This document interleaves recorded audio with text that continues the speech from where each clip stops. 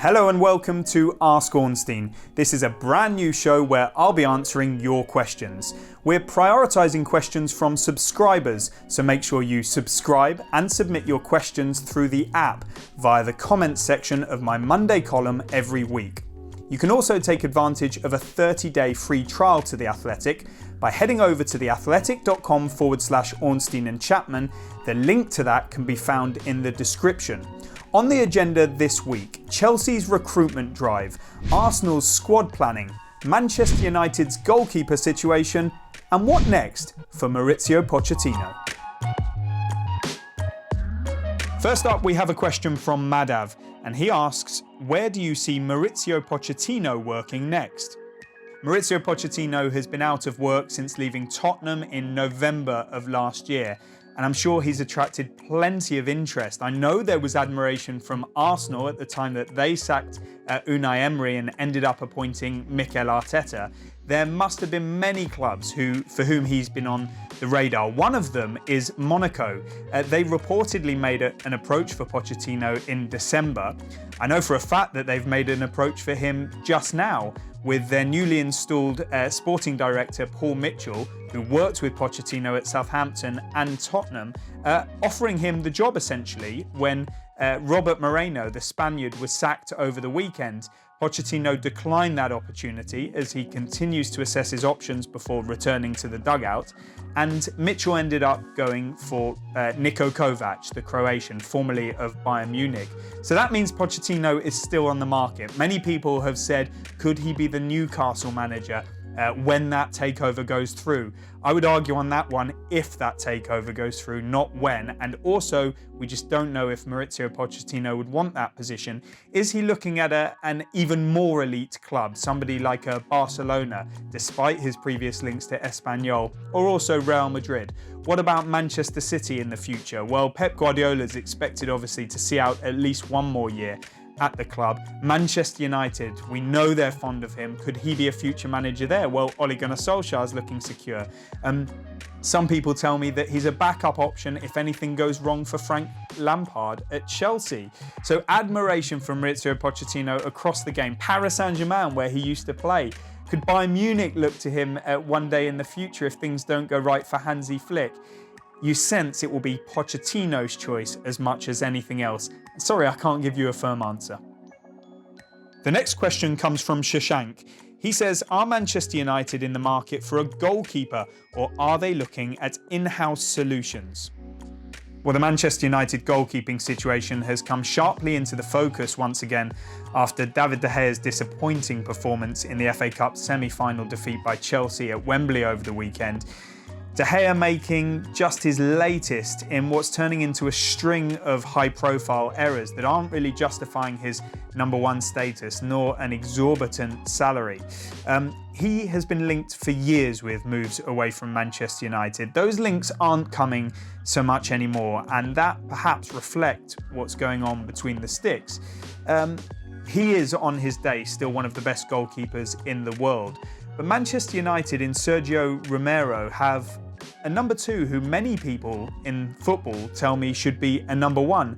They also have Dean Henderson out on loan at Sheffield United. On the whole, he's had a wonderful season, and he's also in Gareth Southgate's thinking for a call-up in the double-header that England play in September. So there is pressure internally on David De Gea now, and many people feel that it's time for Romero to step up and get a place in the team before the end of the season. External solutions I've heard nothing about. I've not heard that Manchester United are looking to sign a goalkeeper. That's not to say they aren't, it's just that I don't know about it if they are. Their focus this summer, their priority this summer, is a right-sided forward, and that comes in the form of Jadon Sancho as their top target. There's a lot of work that will need to be done to make sure of that signing. We aren't close to it yet, but they will do everything they can to make it happen. There are other positions in the team that they would like to strengthen as well, but as far as I know, goalkeeper is not one of them. And who knows, next season could see a three-way battle between David De Gea, Sergio Romero, and also Dean Henderson.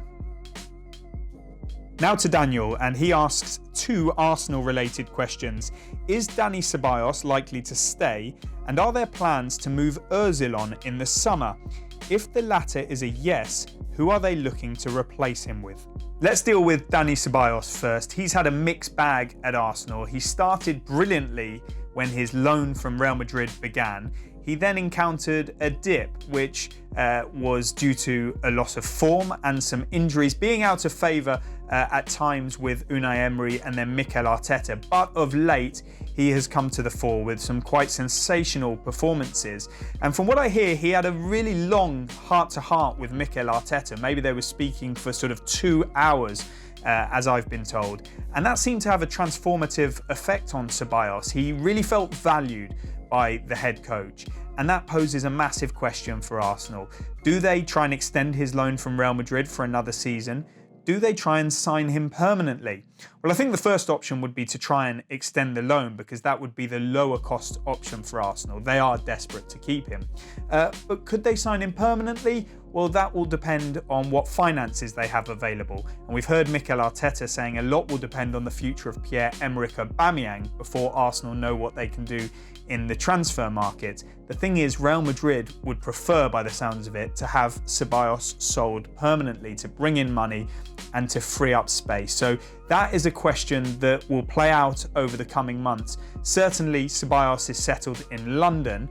Let's see if he'll be an Arsenal player next season. As for Ozil, well, Arsenal may or may not want him gone this summer. The lack of game time that he's experienced probably suggests that they do. However, Mesut Ozil has no plans to go anywhere. He will stay till the end of his contract in the summer of 2021. He'll work hard in training, from what we hear, and hopefully get his opportunity to show Mikel Arteta that he can still be a part of his plans. He will be part of the Arsenal squad going forward, and it's up to him to try and earn himself that place in the team, and Arsenal to try and integrate him and extract real footballing value from a player who's earning a high salary. And I think everyone at the club would like to see him providing more for it. He would like to be providing more for it. And that is another fascinating one to watch as the new season comes in, because Mesut Ozil is one of the most high-profile players in world football, and I think it would take someone with a heart of stone not to want to see him doing well in the year ahead, which looks set to be his final year at Arsenal before his career presumably continues elsewhere from the summer of 2021 onwards. A question from Nikhil. With Chelsea signing and targeting attacking players so far, will they have the required funds to sign their first choice defensive targets, even if they manage to sell some players? Chelsea's recruitment so far this summer has certainly been top-heavy. They've already brought in Hakim Ziyech and Timo Werner, and on The Athletic we're reporting that they're closing in on the signing of Kai Havertz. Many of you will ask, do they really need so many attackers? But if you think about it, with players that could be leaving, the likes of Pedro, Willian, maybe Michy Batshuayi, then that would be a case of 3 in and 3 out. And it allows you to look in those other areas that you mentioned, the priority positions. And I think there we're talking, say, left back, centre half, maybe even goalkeeper. We've heard lots about Ben Chilwell, Tagliafico as left back options, certain centre halves mentioned, suggestions that Kurt Zouma could be on his way out of the club, other arguing that Kepa Arrizabalaga should go, and we know that Chelsea would be interested in the likes of Andre Onana. It's also been reported Jan Oblak from Atletico Madrid is a target of theirs, although he would cost an incredible amount of money. And that's what this will all come down to, the money in all of those priority positions. It's the responsibility of Marina Granovskaya to run Chelsea's business. She has to balance the books. Chelsea are committed to complying with financial fair play regulations. They do not want to rely on owner Roman Abramovich's personal wealth. They want to run a sustainable model. So she will have to get players out in a very difficult market. There are plenty of names at both youth level and the more senior level that could raise income, but it is, as we say, a very difficult market. And that could be her biggest challenge this summer if they are to get those first choice targets. Remember, Chelsea had a transfer ban, so they do have money in the bank. And I would be quite confident that they will get the targets that they want. They seem determined to, but a lot will depend on who they manage to get out of the door either first or at the same time. Hi everybody, thanks for watching. Subscribe here to get the latest from this show, Ask Ornstein, and all the breaking transfer stories as they happen. Also be sure to check out the Ornstein and Chapman podcast, free to listen wherever you get your podcasts and ad-free when you subscribe to The Athletic.